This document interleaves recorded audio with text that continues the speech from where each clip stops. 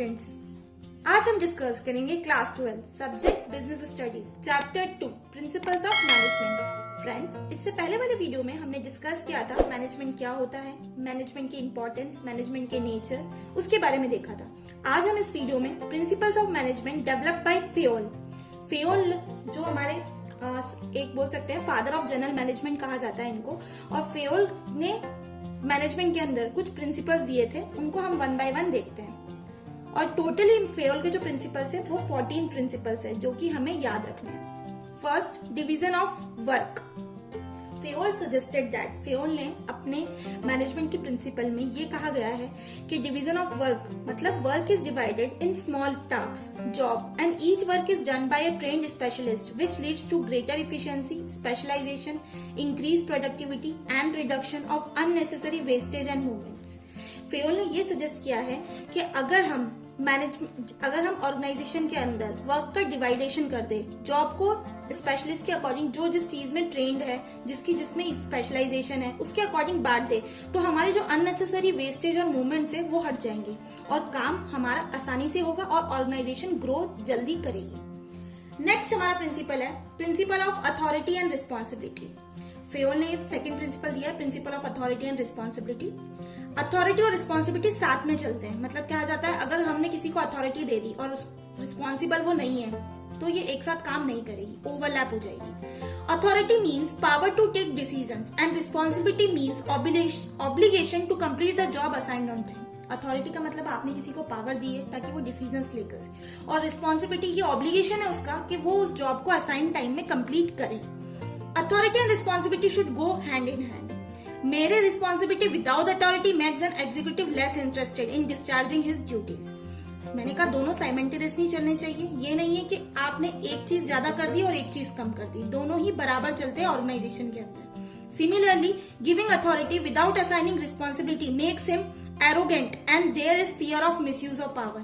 और अगर हम किसी को अथॉरिटी ज्यादा दे देते हैं, उसकी रिस्पॉन्सिबिलिटी कम कर देते हैं, तो हर बार उसकी पावर का मिस यूज होने की चांसेस ज्यादा होते हैं। तो फेयोल ने सजेस्ट किया है कि हमें अथॉरिटी और रिस्पॉन्सिबिलिटी दोनों ही मैनेजमेंट के अंदर बराबर लेकर चलना है। नेक्स्ट फेयोल ने जो प्रिंसिपल दिया है उसको बोलते हैं principle of discipline. Friends, discipline तो हम लोग जानते ही है, जैसे हम स्कूल लाइफ में हैं वहां भी डिसिप्लिन फॉलो करते हैं, वैसे ही मैनेजमेंट के अंदर भी। It refers to general rules regulation for systematic working in an organisation. It also means developing commitment in the employees towards organisation as well as towards each other. Employee हमारी organisation में काम कर रहा है तो उसका दायित्व बनता है कि वो ऑर्गेनाइजेशन के प्रति डिसिप्लिन को फॉलो करे। वैसे ही फेयोल ने हमें प्रिंसिपल ऑफ डिसिप्लिन में यही बोला गया। Next, principle of unity of command. Fayol ने नेक्स्ट प्रिंसिपल सजेस्ट किया हमें यूनिटी ऑफ कमांड। क्या मतलब होता है यूनिटी ऑफ कमांड का? It implies that every worker should receive order and instruction from one superior only, otherwise it will create confusion, conflict, disturbance and overlapping of activities. इसका मतलब ये हुआ कि कोई भी वर्कर है अगर वो काम कर रहा है तो उसको जो इंस्ट्रक्शन मिलने चाहिए वो एक ही सुपीरियर के मिलने चाहिए। अदरवाइज क्या होगा, अगर अलग अलग बॉस उसको ऑर्डर देने लगेंगे तो कंफ्यूजन क्रिएट होगा, कॉन्फ्लिक्ट होगा, डिस्टर्बेंस होगा और आपस में एक्टिविटीज मिल जाएगी। जैसे कि हम इस डायग्राम में देख सकते हैं, अगर एक ही सुपीरियर है, सुपीरियर और सबऑर्डिनेट काम करने वाला, अगर एक ही सुपीरियर से उसको ऑर्डर मिलेगा तो यूनिटी ऑफ कमांड यहाँ पर वर्क करेगा।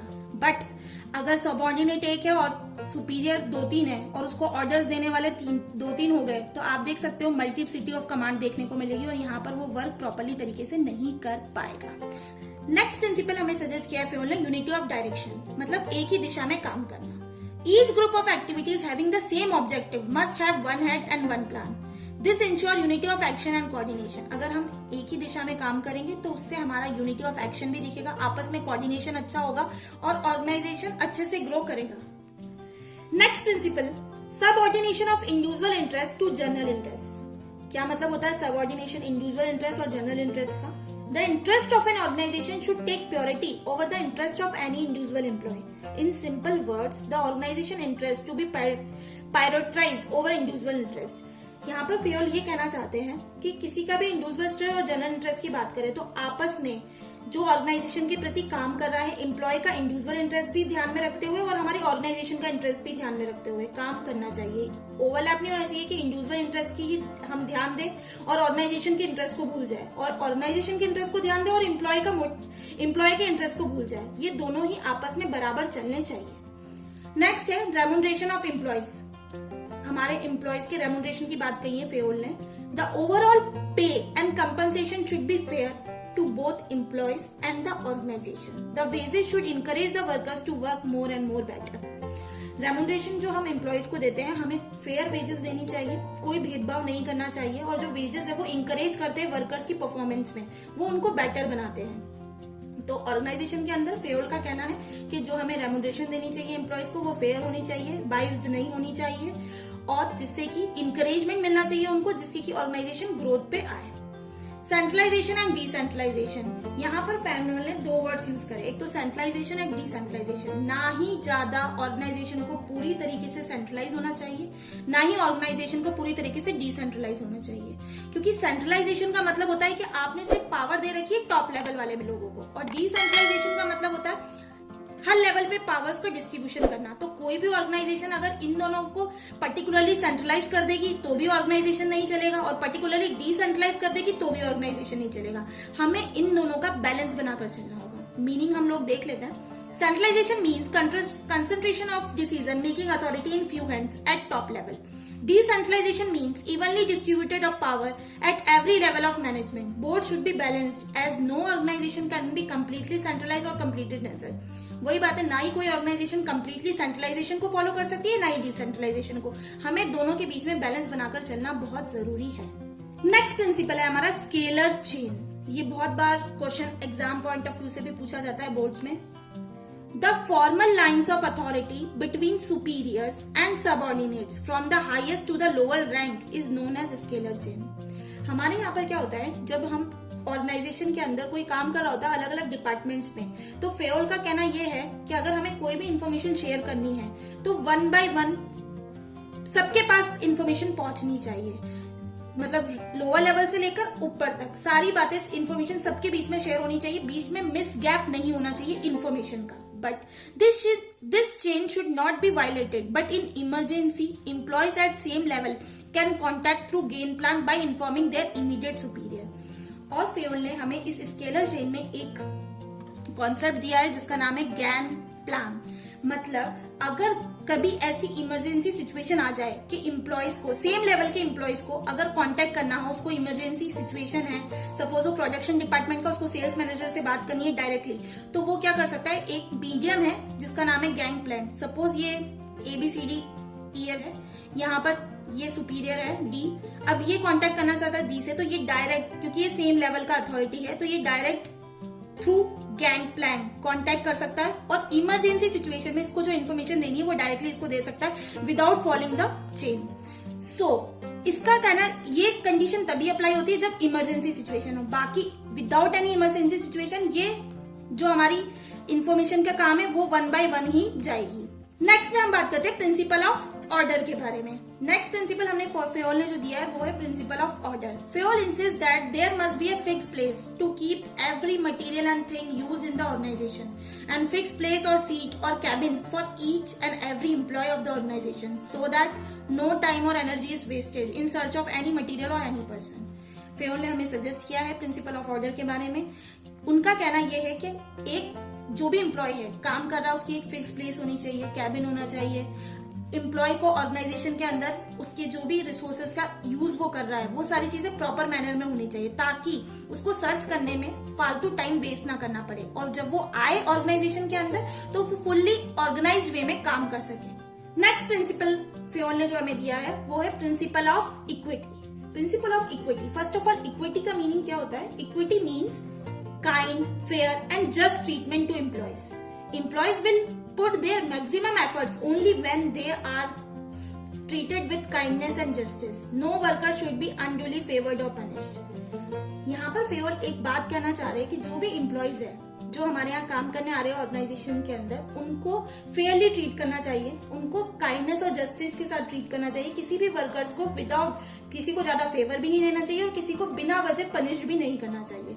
और अगर हम ऐसा इक्विटी ट्रीटमेंट देंगे तो हमारी ऑर्गेनाइजेशन हमेशा ग्रोथ करेगी और प्रॉस्पर होगी। Next is stability of personnel. What does stability of personnel principle mean? It refers to no frequent termination and transfer. According to this principle, the management must provide the feeling of job security among the employees, because with the feeling of insecurity for the job, the employees cannot contribute their maximum. Fayol ने हमें बताया है कि management principal के अंदर ये बहुत important principle होता है कि आप फ्रीक्वेंट किसी भी एम्प्लॉय का टर्मिनेशन ना करें। अगर आपने उसको ज्वाइनिंग दी है तो उसका फ्रीक्वेंटली ट्रांसफर ना किया जाए, क्योंकि अगर हम ऐसा करेंगे तो एक तो ऑर्गेनाइजेशन को भी दूसरी बात लॉस होता है उसकी, और दूसरी बात जो एम्प्लॉय है जो काम कर रहा है उसकी फीलिंग भी हर्ट होती है।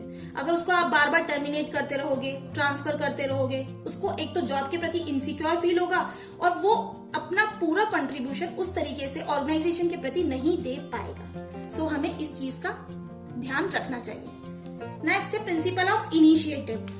Fayol suggested that employees in the organization must be given an opportunity to take some initiative and executing a plan. It gives immense satisfaction to employee. Fayol ने हमें ये भी कहा है कि जो भी एम्प्लॉयज ऑर्गेनाइजेशन के अंदर है उनको हमें अपॉर्चुनिटी देनी चाहिए, मतलब इनिशिएटिव देना चाहिए कि वो भी प्लान्स लेकर आ सके, बता सके, मैनेजर्स के साथ डिस्कस कर सके, वर्कर्स को ये देनी चाहिए कि वो प्लान को एग्जीक्यूट कर सके, जिससे कि उनके प्रति ऑर्गेनाइजेशन में उनका सेटिस्फेक्शन बढ़ा रहे और उनको इनिशिएटिव मिले। नेक्स्ट है principle of E spirit D crop. E spirit D crop का मतलब होता है एक तो टीम स्पिरिट की भावना, मतलब management should promote team spirit, unity and harmony among employees. Management should promote a team work. Obviously सी बात है, आप ऑर्गेनाइजेशन के अंदर अगर काम कर रहे हैं तो ऑर्गेनाइजेशन आपसे क्या चाहेगी? टीम वर्क चाहेगी। टीम वर्क अगर आपका कोऑर्डिनेशन अच्छा होगा, आप एम्प्लॉइज के साथ टीम स्पिरिट के साथ काम करेंगे तो ऑब्वियसली सी बात है हमारा ऑर्गेनाइजेशन ग्रोथ करेगा और जल्दी से जल्दी अपने ऑब्जेक्टिव्स को फुलफिल करेगा।